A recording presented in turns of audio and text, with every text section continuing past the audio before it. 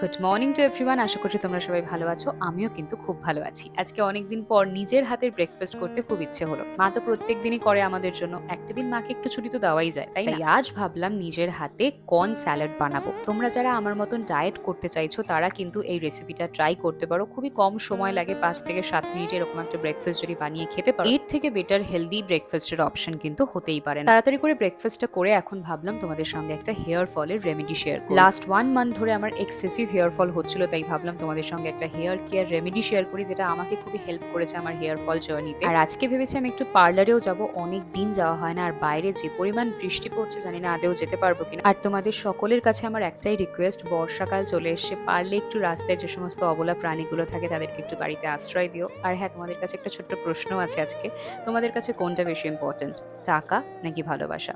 যার উত্তরটা সব থেকে সুন্দর লাগবে কালকে এই ভিডিওতে তাকে শাউট আউট দেবো। আজকের মতন আসি, সাবস্ক্রাইব করতে ভুলো না।